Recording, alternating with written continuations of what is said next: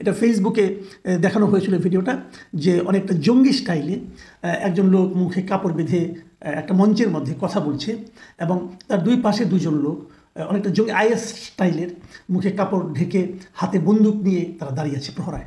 এই দৃশ্যটা দেখে কিন্তু যে কারো মনে হবে এটা বোধহয় আইএসের কোনো সভা, সেই সভায় কেউ কথা বলছে, অথবা বাংলাদেশের যদি হয় তাহলে আইএস অথবা কথা বলছে।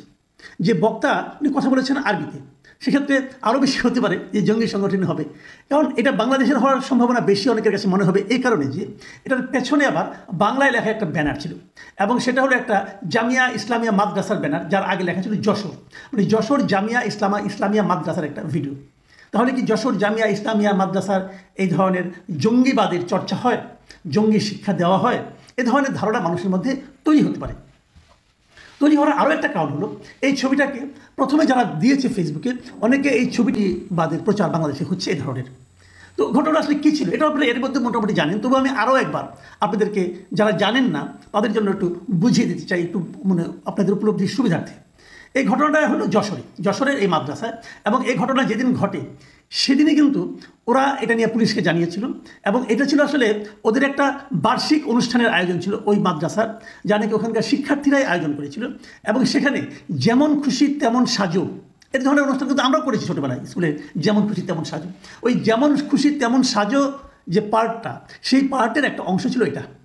ওরা এখানে ফিলিস্তিনিদের এবং ওখানে যে বন্দুকগুলি ছিল সেটা কাঠের তৈরি, একটা ছিল কাঠের তৈরি, একটা হলো ওই এক ধরনের শোলা আছে না, বিভিন্ন ইলেকট্রনিক্স দ্রব্য আনতে গেলে মাঝখানে যে থাকে যাতে নাকি বাড়ি না খায়, ওই শোলার তৈরি। এবং এবং পুরো জিনিসটা হলো জাস্ট এক ধরনের আনন্দ দেওয়ার জন্য।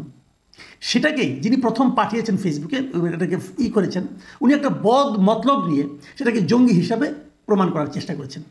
তো এই পর্যন্ত কিন্তু ঠিক ছিল, এটা নিয়ে আলোচনা নেই। এবং এই ঘটনা যে আমি যেভাবে বললাম এটা কিন্তু আমি পেয়েছি একাধিক সংবাদ মাধ্যমে, এবং তার স্থলে গিয়েছেন, উনি দেখেছেন এবং উনি দায়িত্ব নিয়ে বলেছেন যে এই ঘটনাটা ছিল এটা।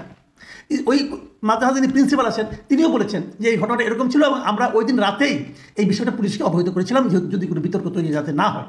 তো এই হলো মোটামুটি ঘটনাটা। এখন প্রশ্ন হচ্ছে এটা নিয়ে আলোচনা করতে আসলাম কেন? দেখুন, ফেসবুকে নানাজনই নানা কথা বলে, তারা নানাজনে একটা ছোটো ঘটনাকে নানাভাবে ইঙ্গিতপূর্ণ করে মানুষকে বিভ্রান্ত করার জন্য, মানুষের মধ্যে উত্তেজনা ছড়ানোর জন্য অনেক রকম কিন্তু ঘটনা তারা ঘটায়। এবং অনেকে দেখেছি যে মনে করেন আপনার এক ধরনের বিভ্রান্তিমূলক কথা বলতে থাকেন যে সেনানিবাসী এটা হলো অমুক জায়গায়, এটা হলো বলে নেওয়া, ওখানে কিছু কৃত্রিম ছবি দেখান, প্রতীকী ছবি দেখান যে ছবির সঙ্গে বক্তব্যের কোনো মিলও নাই, তারা বলে বলে কিন্তু মানুষের বাহবাও নেন, মানুষের কাছ থেকে জিন্দাবাদও নেন। এরকম ঘটনা আমরা দেখেছি মানুষের মধ্যে বিভ্রান্তি তৈরি করে। তো সেগুলি না হয় এখানেও হয়েছে। এটা আমাদের সোশ্যাল মিডিয়া এখন যেহেতু আছে, সোশ্যাল মিডিয়ার কিছু ভালো দিকও আছে, এগুলো হলো সে খারাপ দিকের একটা, যে ছবিগুলোকে নানাভাবে কেটে এইভাবে নানা রকম ব্যাখ্যা দিয়ে মানুষকে বিভ্রান্ত করা যায়। তো এটা এক ধরনের কথা, কিন্তু আমার বক্তব্য কিন্তু সেই জন্য না।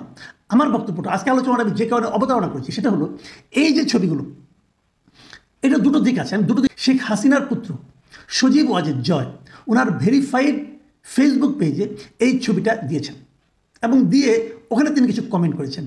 উনি ইংরেজিতে লিখেছেন কমেন্টগুলো, আমি ইংরেজির মোটামুটি একটা বাংলা আপনাদেরকে পড়ে শোনাতে চাই।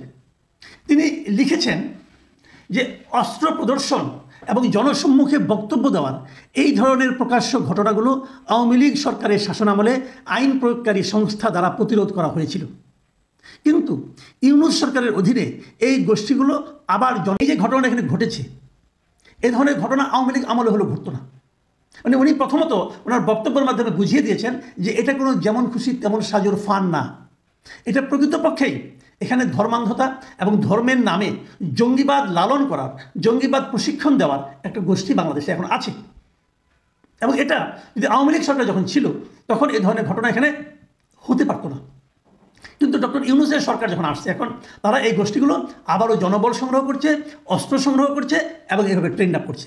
এবং তার সেই স্ট্যাটাসে উনি যে ছবিটা দিয়েছেন সেই ছবিতে যদি আপনারা তাকান তাহলে দেখবেন ওখানে উনি কতগুলি জিনিস কিন্তু ওনার স্ট্যাটাসে যে বক্তব্যগুলো আছে এই বক্তব্যতে কয়েকটা জিনিসকে উনি হ্যাশট্যাগ করে দিয়েছেন। হ্যাশট্যাগ মানে কি? মানে এই নামে এই যে লেখাটা আছে ওই লেখা দিয়ে সার্চ করলে এটা এসে যাবে। সেখানে কী কী ছিল? একটা ছিল হ্যাশট্যাগ ছিল আইএস, আরেকটা হ্যাশট্যাগ ছিল এক্সট্রিমিজম, আরেকটা হ্যাশট্যাগ ছিল ইউনূস, আরেকটা হ্যাশট্যাগ ছিল বাংলাদেশ। মানে যদি কেউ বাংলাদেশ দিয়ে কোনো সার্চ দেয় তাহলে এই ছবিটা এই স্ট্যাটাসটা চলে আসবে এবং লোকে দেখবে বাংলাদেশে কী হচ্ছে। এবং যদি কেউ ইউনুস লিখে কেউ সার্চ দেয় গুগলে, সেখানেও এটা চলে আসবে, এবং তারা দেখবে ইউনুসের আমলে বাংলাদেশে কী হচ্ছে সার্চ দেয়, তবুও এই ছবিটা চলে আসবে। মানেটা কি? মানেটা উনি বলতে চাচ্ছেন যে ডক্টর ইউনুসের শাসন আমলে